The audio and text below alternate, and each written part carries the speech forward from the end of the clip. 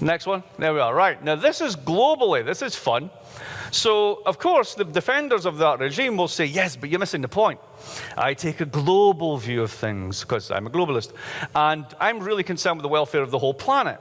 And on a planetary level, this new regime's brilliant because, like, think about it.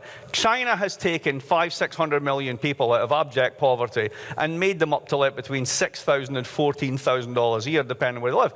That is the greatest poverty reduction program in human history. That is nothing to be sniffed at. Absolutely right. Chapeau, as they would say in Quebec. But this is total income growth across all world regions, 1980 to 2016. So here is literally the poorest person in the world. Here is literally the richest person in the world. You can't see this. It says 99.999. So this is the thousandth of the 1%, right? So look what happens. That's China. All of that is basically China. They got a bit. They got the bottom 50% captured 12% of total growth. Now, there has to be a squeeze somewhere because if you're integrating with Chinese labor, core wages are going to go down, and that's what happened. So this is the squeezed bottom, the 90% of the US and Western Europe that hardly got a pay rise. That's that bit. Now look what happens. 90th percentile, not much action going on. 99th, you're just to there. So the 99th percentile of the whole world hasn't done as well as China in terms of absolute growth. But you're the 99th percentile in terms of how rich you are. There, you're only going from the poorest person in the world to the 40th percentile. So yeah, you can grow faster, but you'll never be as rich as that person. So look what happens next. 99.9, 99.99, 99.999. That's where all the money is. The top 1% as a whole, this bit, captures 27% of total growth.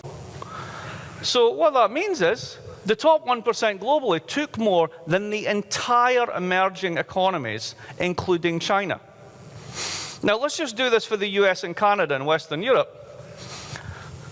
Poorest person's income growth, how much they're growing over time. A wee bit. Flat, flat, flat, flat, flat, flat. 90th, 99th, no, 99.99, 99.9. Oh, look, same shit, different smell. It's all gone there. Now, this isn't a jealousy story, don't get me wrong, right? I'm loaded. I'm part of this problem. And it's a problem because it's totally unsustainable. That's the problem. It's not about we should take from these people because they don't deserve it. I don't give a shit about that. I care about the fact that this is fragile. I'm going to explain why, and it's very, very dangerous. Because under this plan, the IRS would actually seize 8% of the wealth of the wealthiest each and every year, and that would be under penalty of law. The IRS has their own armed agents, and if you refuse to comply, you will spend time in prison. Joe, that won't go far enough for Bernie, because we want no more. How do you get to where we have no more billionaires? How do you actually do that in practice? I mean, if he's going to talk the talk, how do we actually do that? I want to do that. How are we going to do it? You make sure they leave the country. That's yeah, that's a good way to do it. Who needs them anyway?